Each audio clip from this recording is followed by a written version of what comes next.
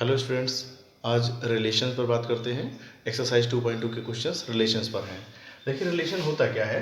Relation मैंने यहाँ पर बहुत शॉर्ट में लिख दिया है। Relation is a subset of Cartesian product. Cartesian product तो हम समझ चुके हैं। मतलब अगर कोई सेट ए हो और कोई सेट बी हो, उसमें कुछ एलिमेंट्स दिए जाएं तो A cross B you can find. तो ए क्रॉस बी में जो एलिमेंट्स आएंगे, मतलब ऑर्डर्ड पेयर्स जो होंगे वही एलिमेंट्स होते हैं। जो एलिमेंट्स आएंगे उनमें से कुछ एलिमेंट्स को चूज कर लें हम और उसको मिला करके एक सेट बनाएं। तो जो ये सेट बनेगा, this set will be the subset of that Cartesian product A cross B.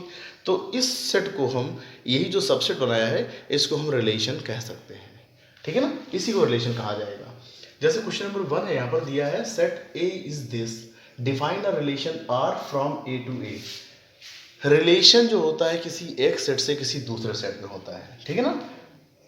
जैसे यहाँ पर मैंने क्वेश्चन नंबर 1 के लिए यूज किया है। जैसे ये एक सेट ए हो जाए और मान लीजिए थोड़ी देर के लिए भी मैं इसको चेंज कर दे रहा हूँ, ये बी हो जाए, तो कोई रिलेशन सेट ए से सेट बी में। ठीक है ना।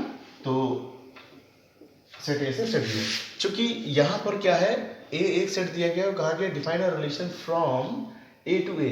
कोई बात नहीं, दो सेट की जरूरत होती है रिलेशन के लिए, तो वही सेम सेट भी हो सकता है। ठीक है ना। तो from A to A by R is equal to X comma Y 3x such that 3x minus y is equal to 0 where x comma y belongs from A. Write down its domain, codomain and range.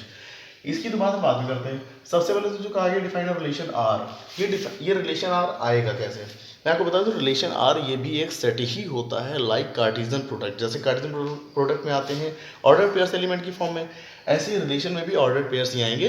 But relation में वो order pairs आएंगे जो ए cross ए में जरूर belong करते होंगे। तो जैसे देखिए सेट ए दिया था और फ्रॉम ए टू ए है, means we have to find the first A cross A. तो ए क्रॉस ए अगर फाइंड करना है तो देखिए ए में इतने एलिमेंट्स हैं, ए में फिर ये ए क्रॉस ए निकालेंगे तो कैसे, इस 1 के साथ इन 14 को लेंगे, यानी 1 1 1 2 1 3 1 4 से 114 तक, फिर 2 के साथ 2 1 2 2 2 3 2 4 से 14 तक, ऐसे ही 3 4 5 6 सबके साथ में, फिर लास्ट में 14 के भी साथ में। तो ये 14 ऑर्डर पेयर, ये 14, ऐसे ही टोटल कितने 14 नंबर्स के ऑर्डर पेयर। तो टोटल लगभग कितने आ जाएंगे, ये आ जाएंगे 196। तो ये 196 एलिमेंट्स बिलोंग करेंगे ए क्रॉस ए में। इनमें से कुछ एलिमेंट्स को लेकर के अगर हम एक सेट बनाएं तो वो सेट जो होगा वो इस ए क्रॉस ए का सबसेट होगा, और उस सेट को हम कह सकते हैं कि वो एक रिलेशन है फ्रॉम ए टू ए। अगर दो सेट ए और बी होते तो कहते हैं वो एक रिलेशन है फ्रॉम ए टू बी। लेकिन यहाँ पर एक कंडीशन दी गई है कि 3x माइनस वाई इक्वल 0, कि मतलब हमें ऐसे ऑर्डर्ड पेयर लेने हैं जो इसको सेटिस्फाई करें। इनमें ऑर्डर्ड पेयर्स में, और देखिए ये भी लिखा हुआ है कि from where x comma Y belongs A. याद रखिएगा x कॉमा वाई, ये ऑर्डर्ड पेयर जो लिखा है x कॉमा वाई की फॉर्म में, ठीक है ना। और a क्रॉस a से हम लेंगे एलिमेंट्स। तो देखिए x भी a से होगा और y भी a से होगा, बस x पहले सेट से होगा और y दूसरे सेट से होगा। तो x हम यहाँ से ले रहे हैं और y यहाँ से ले रहे हैं। तो ऐसे तो देखिए ये x y ये सारे x y ही हैं। तो क्या 1 1 इसको सेटिस्फाई करेगा। इसमें 1 1 पुट करके देखिए तो ये 3 - 1 2 आएगा, 2 इज इक्वल टू 0, ये तो सेटिस्फाई नहीं कर रहा है, यानी कि इस रिलेशन में 1 1 इसका एलिमेंट नहीं होगा। तो ये चेक करने के लिए देखिए क्या करते हैं, सोल्यूशन देखिएगा। ए इक्वल लिख दिया, जो रिलेशन का कंडीशन वही मैंने लिख दिया। ये 3x माइनस वाई, अगर हम x इक्वल 1 लें, भाई x को यहाँ से लेते 1 से स्टार्ट करते हैं, x अगर 1 लिया, 1 यहाँ पुट किया तो y इक्वल 3 मिल गया। ठीक है, यानी कि जो इसमें 1 3 ये मिला है, ये इस रिलेशन का एक एलिमेंट होगा। ठीक है ना, जो सेटिस्फाई करेंगे वही होंगे। x इक्वल अगर 2 लेते हैं तो y इक्वल 6 आ रहा है, यानी 2 6 भी एक एलिमेंट हो जाएगा। x अगर 3 यहाँ पुट किया तो y 9 मिल रहा है, 3 9 भी हो जाएगा। x 4 पुट किया तो y 12 मिल रहा है, 4 12 भी है मेरे पास, वो भी हो जाएगा। x अगर 5 पुट किया तो y कितना मिला 15, और देखिए 15 तो है ही नहीं हमारे पास, मीन्स 5 15 ऑर्डर पर इसमें कहीं पर आएगा ही नहीं, क्योंकि 15 इधर है ही नहीं। इधर 5 तो है बट इधर 15 नहीं है। और 5 क्या कि जितना ही बढ़ते जाएंगे y की वैल्यूज 14 से इंक्रीज ही करती जाएंगी, यानी कि जो ये 1 2 3 4 ऑर्डर्ड पेयर्स जो आए हैं ये इस रिलेशन के एलिमेंट बनेंगे।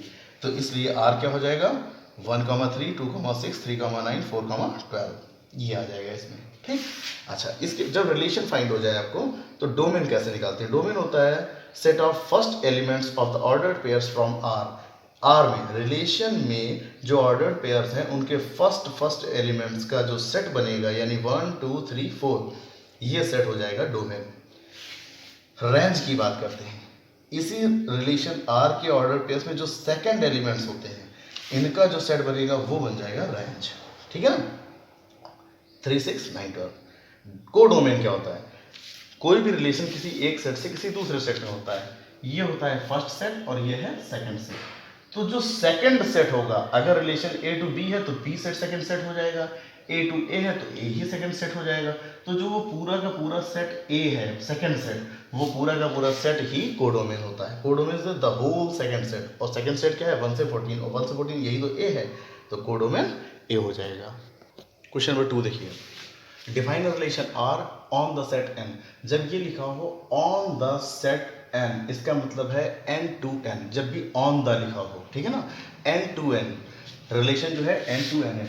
N for set of natural numbers means 1 2 3 4 and so on infinite तक, 1 2 3 4 से लेकर के इनफाइनाइट तक। तो नेचुरल नंबर के सेट से नेचुरल नंबर के सेट पर एक रिलेशन है which satisfies this condition y is equal to x plus 5 and x less than 4, x comma y both belongs from n. Depict this relationship using roster form. Write down domain and the range.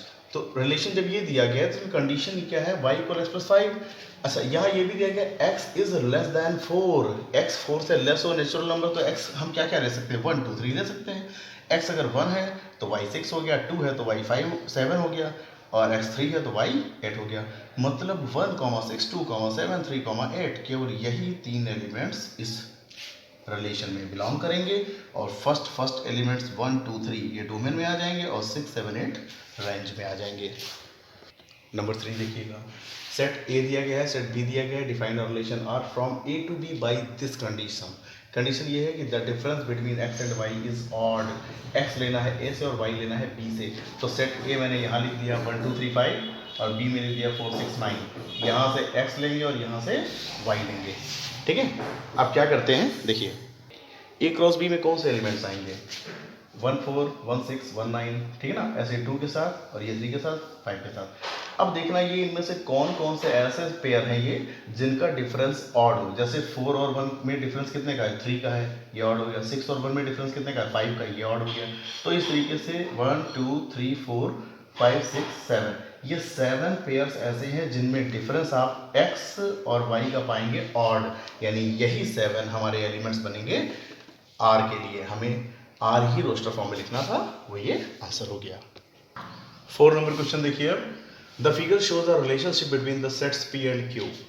ये figure set p और set p में एक relationship show कर रहा है। Write this relation first part in set builder form and second in roster form.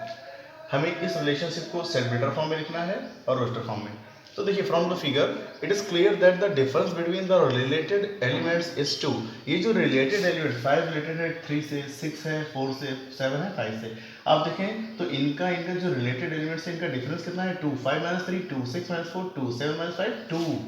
अच्छा, और हमें पता है ना कि यहाँ से फर्स्ट सेट से x एलिमेंट हम ले रहे हैं और सेकंड सेट से जो एलिमेंट डिनोट कर रहे हैं वो y कर रहे हैं, ठीक। तो अब देखिए, सेट बिल्डर फॉर्म अगर हम लिखेंगे तो कैसे लिखते हैं। सेट बिल्डर फॉर्म में पहले लिखेंगे x, y सच दैट, अब देखिएगा x इसके माइनस y अगर कर दें तो क्या मिलता है 2। तो हम लिख सकते हैं such that x - y = 2 where x belongs p and y belongs q। ये फॉर्म है सेट बिल्डर फॉर्म। आप चाहें तो इसके किसी भी एलिमेंट को इसमें पुट कराकर चेक कर सकते हैं। x के प्लेस पर 5 पुट करिए, y के प्लेस पर 3 पुट करिए, 5 - 3 2 सेटिस्फाई करना है। और रोस्टर फॉर्म लिखनी है तो बहुत सिंपल है 5 3 6 4 7 5 जो रिलेटेड एलिमेंट सीधे लिख दिया। अब इसके बाद में क्या लिखना है डोमेन। तो रिलेशन से फर्स्ट एलिमेंट्स का सेट 5 6 7 और रेंज क्या हो जाएगी सेकंड जो एलिमेंट्स हैं उनका सेट 3 4 5।